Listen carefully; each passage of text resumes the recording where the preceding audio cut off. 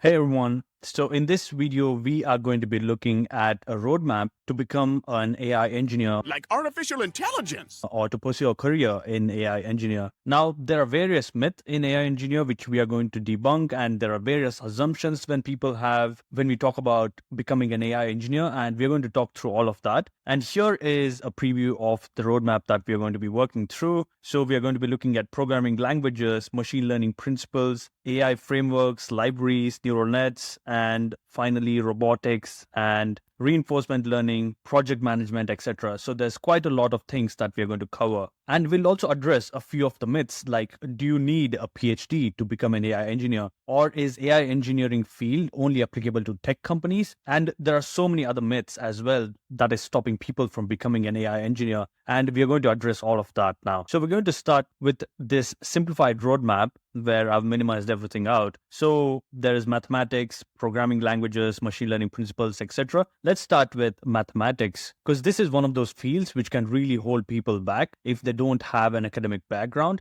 And that brings me to the first myth as well. That is, people often think they need PhDs to become an AI engineer. PhD, Doctor of Sales. Which is completely untrue. There are so many boot camps, there are so many online courses and free video courses on YouTube and other places where you can pick up on all the requirements to become an AI engineer with a solid foundation in maths as well. So let me tell you what I mean by some of these mathematic concepts that you can look up free and start learning today. So there is differential and integral calculus, understanding changes and area under the curve. So these are some of the concepts that you would need when you're doing at least some machine learning. And of course, there is linear algebra, which is essential for most of the algorithms and of course, data transformation. Then there is probability and statistics. Now, you might find some overlap between AI engineer, data science, and data analyst, and so on. But the foundation is going to be very, very similar for most of these careers. Where it's going to differ is where we move along further down this roadmap and start looking at the exact industry and the specialization that you would pursue. So moving on with more of the basic stuff. So there is discrete mathematics, which is really, really important when it comes to data science fundamentals and algorithms. Then there are optimization techniques, which are essentially used for model performance improvement and also some complexity theory, which is useful in understanding the computational complexity of an algorithm. Now, you don't have to start with all these things to begin with, but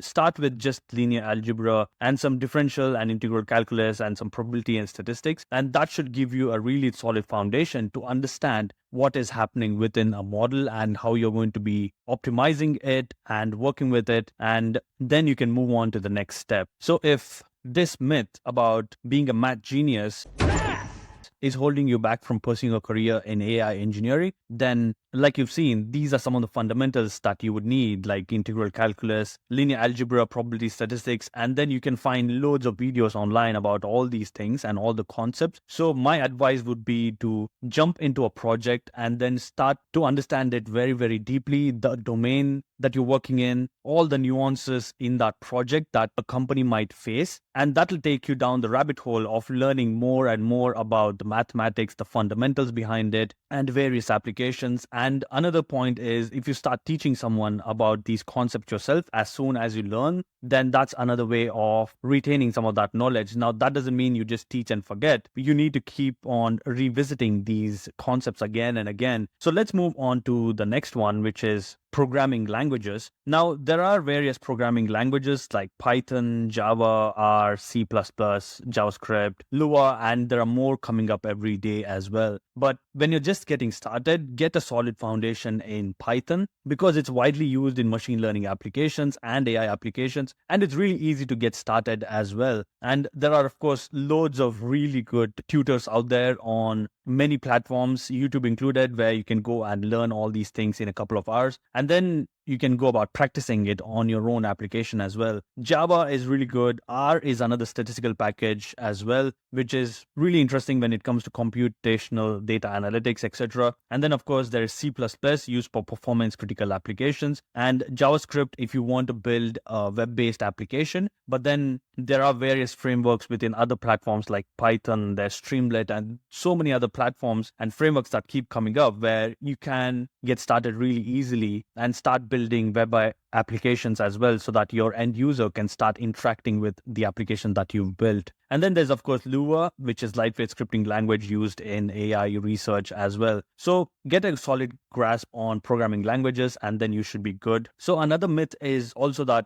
AI is all about programming and coding. Although there is a certain degree of programming involved in AI engineering, it's not everything. There's a lot of things that you have to understand if you're working in, let's say, a financial domain or in robotics. There's so many other things that you need to understand. So coding is not only the thing that you need to become an AI engineer. So if programming languages and mathematics are stopping you back from pursuing a career in AI engineering, then don't let that stop you. Next, we also move on to machine learning principles. So within machine learning principles, you would really need to get a good grasp on supervised learning, unsupervised learning, and then move on to deep learning. So with supervised learning, you are just working with labeled data, which means you have some output that you want to predict. And with unsupervised learning, it's basically like clustering, where you don't have a label to it. You just have some unstructured, you just have some data lying around and you just want to find out patterns within it, which is all about unsupervised learning.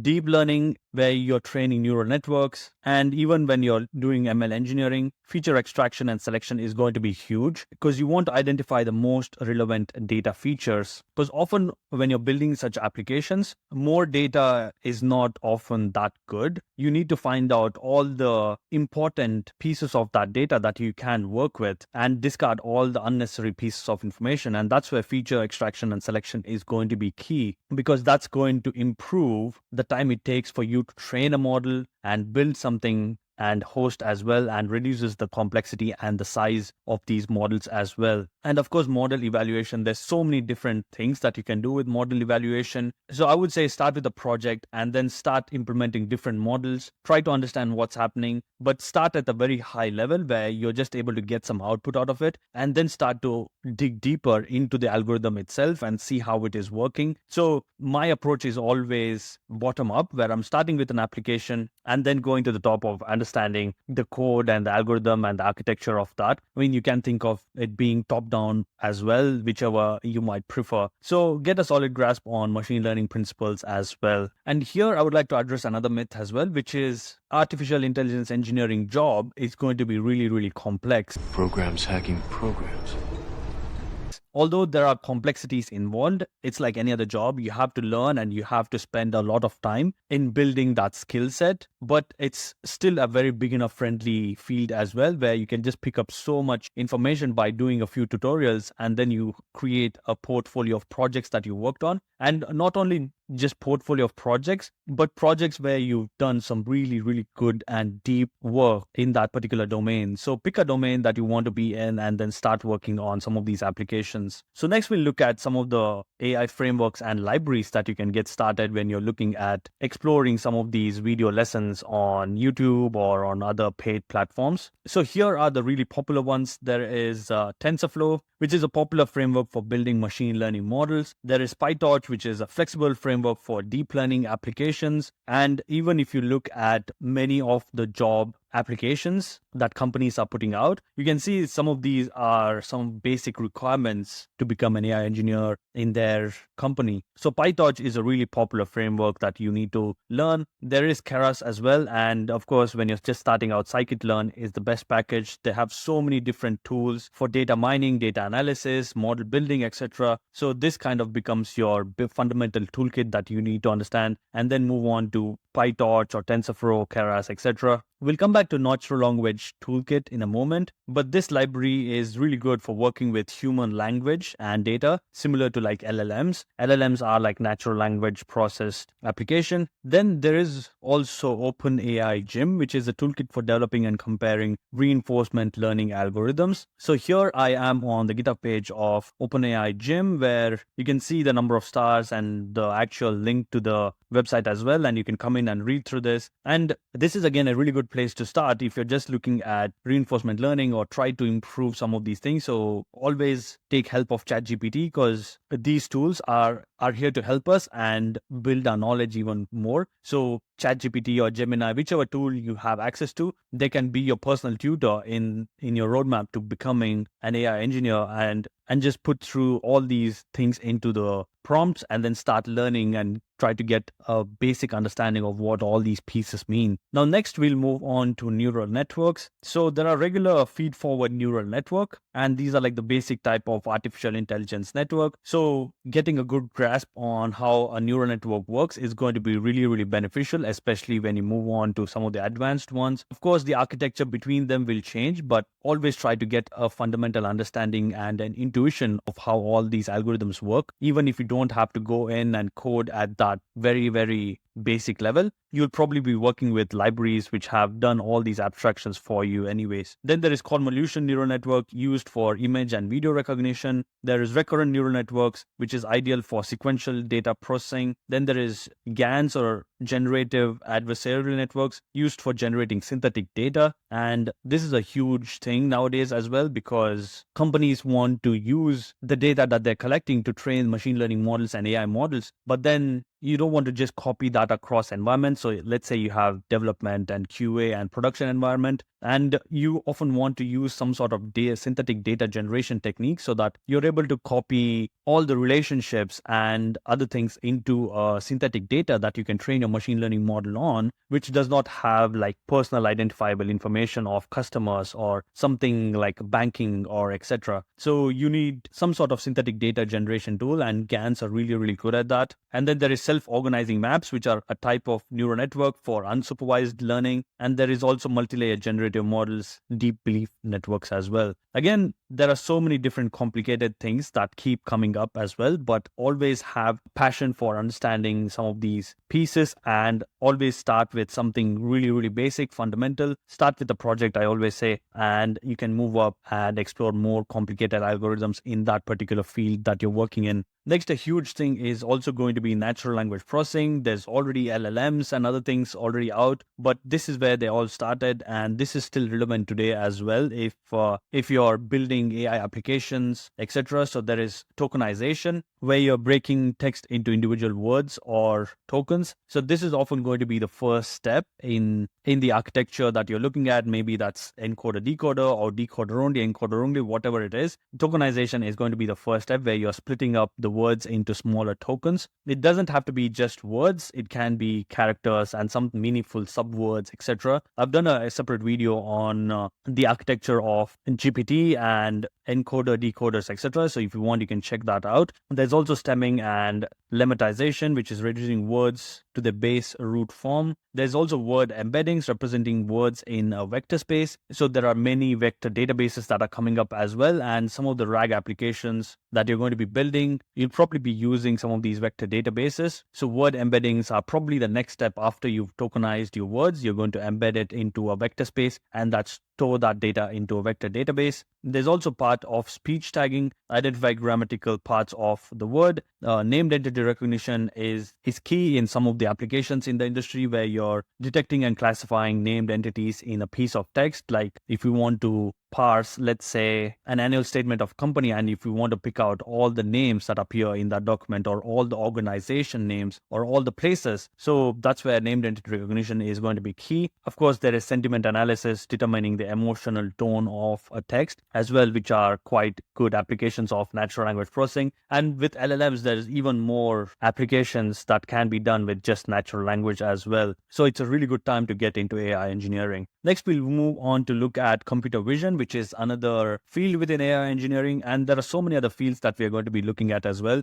You don't have to be an expert in natural language and computer vision and robotics and something else. If you want, you can just pick out one specific domain and one particular specialization that you want to work in and start doing tutorials and get an intuition for the algorithms that work behind the scenes for these algorithms as well. Next, if you want to look at computer vision, there is image pre-processing, which are techniques for preparing image for analysis. Again, there is feature extraction here, where you're identifying features within an image. If you're doing like facial recognition or number recognition, etc., you want to extract some of those features, like how does it look when you're just picking out the horizontal edges versus vertical edges versus the outline, etc. And convolution neural networks are really, really good at some of these things. And then there's optical character recognition. So imagine you've just taken a picture structure of a document, and then in the smartphones that we have, it's intelligently able to just extract out all the text for us where we can just copy and paste. So how does that work? So that is optical character recognition. We're converting images to text into machine encoded text. There's also object detection and recognition, image restoration. You might have seen loads of videos where an old photograph has been restored into a different color space or into a higher resolution, etc. So all these things are really, really key in computer vision. There's also semantic segmentation, where you're partitioning an image into meaningful segment, etc. And the application goes on and on and on. But that's a good fundamental for computer vision are all these different parts. So even here, I would recommend you go on to a company webpage or their careers page and then start looking at what are all the skill sets that people are looking for when they're doing things in computer vision. And often that's a good place to start as well, where you can just pick out a technology name and then start exploring why people are looking at this particular technology. Of course, you have to do your own research and find out, like, it's not just one company looking at this technology, but most of the companies in this field, if they're looking for expertise in that particular tool or a framework, then of course go in deep into that and start understanding. And that way your CV or your resume is going to be really powerful and it's going to stand out from other people, where you've already done so much of work within that field, even if it wasn't paid job or something. Next, we'll move on to robotics, which people quite often miss when we are talking about AI engineering because of all this fame that LLMs have gathered today. But robotics is a key field when it comes to AI engineering. There's perception where you're interpreting sensory information. There's planning and navigation, developing paths and strategies for movement. So think about like self-driving cars, etc. Right? There's a lot of robotics that is happening and AI engineering as well in that particular domain. Then there is manipulation, controlling robotic actuators. So think of like huge factories with production lines and some of these robotics doing so much of work, like a robotic arm for example. Then there is human robot interaction that you need to understand, so which is facilitating communication between humans and robots. And you can also think about applying machine learning techniques to robotics as well. And there's of course a mapping on environment while keeping track of agents location, which is simultaneous localization and mapping as well. And the application goes on and on, but starting with a good foundation with some of these key concepts and exploring what the industry is looking for nowadays in this particular field is going to be key when you're trying to understand and become a really good AI engineer. Next, we'll address the artificial intelligence ethics. There's, of course, bias in AI. We're addressing and mitigating bias in AI systems is very, very key. So an example is like LLMs hallucinating and making up information, right? So there is a certain bias based on the data that was used to train these models. So you always need to be aware of that. There's privacy and security in AI, protecting data, ensuring privacy in applications. Now, this is going to be a huge topic as you go along, where AI is getting more and more advanced, but you also want to consider the ethical implications of building such a system as well. And you can hear like some of the top celebrities and people in tech talk about all these things, but this is real. You have to pay attention to all these things, especially when it comes to privacy and security in AI. And it's really, really easy to get carried away with some of these. There's also transparency in AI, making AI decision understandable and explainable, because some of the models that you're going to train, like neural networks or even some of the complicated ones, it's really difficult to understand what exactly the model is doing. Now, there are various papers and newer algorithms that's coming up to explain what the AI is doing, what the deep learning system is doing. But having a good grasp on the transparency in the AI processing is going to be very, very challenging, but also key if you want to go deeper into the understanding of the fundamental operations that the AI is doing. Then there is AI in society, considering the societal impact, legal implications of AI, like copyright work, if you're training data on it, which is a huge thing that we saw in LLMs, responsible AI development and deployment, ensuring ethical practices in AI projects as well. So those were some of the ethical and artificial intelligence concerns that you need to keep in mind when you're entering this field and working in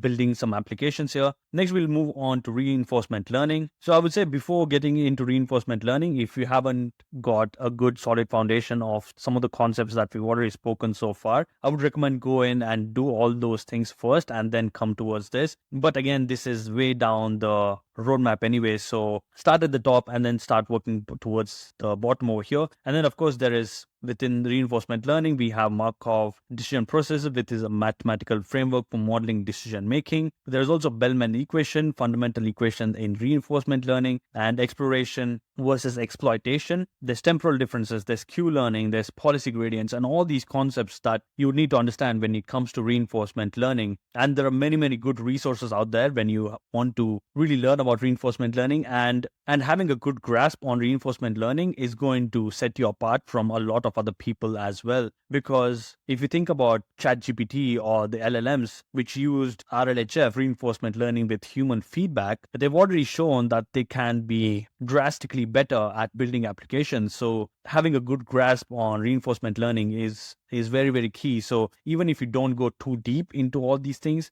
just Google all these things and try to watch videos of like concepts like Q-learning, policy gradients, and so on, and try to get a good grasp of reinforcement learning. And of course, try to find job boards where people are actually looking for skills in these subjects as well. You'll often find people are looking for PhDs in this, but then, like I said in the beginning, you really don't need a PhD to get into AI engineering. Start with some domain or an application that you're really passionate about. And the next thing you realize, you've gone so deep into learning some of these things and you understand the application much better than any PhD could. Next, we'll move on to cloud and big data. Now, this is often overlooked, but getting a basic understanding of where the data is stored, how the data got there, and some of the data engineering work that goes behind the scenes to give you the data that you're going to build models on is going to be really, really critical going forward, especially when we are running out of data as LLMs are consumed all this data and now we are working with synthetic data, etc. So you really need to understand where the data is coming from, how is it stored, how you can access it, etc. So cloud and big data service providers like Amazon Web Services, Google Cloud Platform, Azure, big data analytics, datasets, Hugging Face, Databricks, etc. All these platforms and tools. There's distributed computing that you need to get a good grasp on, especially if you're training models, which are really, really huge. And if you want to enable training on GPUs, then you need to make use of distributed computing because it's not going to just run on one machine. And data warehousing, how to go about storing this data, how to map this data, how to update this data, how to run efficient queries, SQL queries, etc. are going to be key here as well. So start with this foundation for learning some of these concepts and you'll be good when you start with your own project. Don't just limit yourself to doing a project on your own machine. Try to understand these technologies, host it on a server, host it on a cloud provider, and make it available to the world as well by building a user interface, etc. So always go from end to end. Don't just build a model and then just leave it as it is. Think about how a user is going to use that application in the end. Your user experience, Because most of the companies that are hiring today, they're expecting you to do a lot more work because we have all these tools at our disposal like GitHub Copilot or GPT or Gemini, etc., where programming and learning modeling is going to be really, really straightforward, if not very, very easy. So our job as AI engineers is going to be to build an end-to-end kind of a solution, or at least think in terms of that mindset where you are thinking about where the data is coming from. You are thinking about how it is getting stored. You know to work a little bit in all those smaller domains so that you're able to build an end-to-end application. And if you're the only AI engineer in that company, you're still very, very valuable to the company because you're not waiting for someone in another department for you to build a user interface that you want to test. So always go for end-to-end in nowadays, because one of the big myths is AI is going to take away all the jobs, which isn't true, because like any other new tool, we are going to have to upskill ourselves and make ourselves capable of using those tools. So AI is not going to take away job. It's going to augment some of the ways in which we are going to start working. And even in my personal career, I've seen using a lot of these tools has really speed up my process in terms of developing some new things or prototyping and all these things, which are going to be even more important going forward, where these tools are really going to be our assistants in the future. Next, finally, I'll also touch upon AI project management as well. Again, this is going to be key when you're looking at things from an end-to-end perspective, where you're managing the requirements for a project. You have a good AI project scoping, where you define the requirements and objectives of the project. And when you're developing the AI, artificial intelligence, you're also agile about it. You are familiar with agile methodologies of project management. Testing and debugging AI system is going to be a key again. AI system maintenance, AI in DevOps, AI rollout strategies, etc. DevOps and MLOps are kind of very, very important going forward as well, which is kind of brings us to that end-to-end sort of a solution, because you don't have to just build it on your system. You have to think about the machine learning operations or DevOps or MLOps so that you can give access to the world what you're working on. So that was a good roadmap that we've looked at if you want to become an AI engineer or start an AI engineering field. Like I always say, there are so many myths that go around when people think about AI engineering, but start somewhere, start with a small project, see if you get interested in that domain, pick out either something that you've already heard about or something that you're constantly hearing in the media or the news, and always look out for job descriptions before starting anything if you're serious about it, because that's going to give you some additional context to what I've just said in this roadmap, because then you'll be able to see what is the company exactly looking for. Look out for freelancing or internships as well. Try to understand some of these concepts inside out, and always try to go as deep as possible and as wide as possible to increase your chances of landing that internship or job or starting something on your own as well.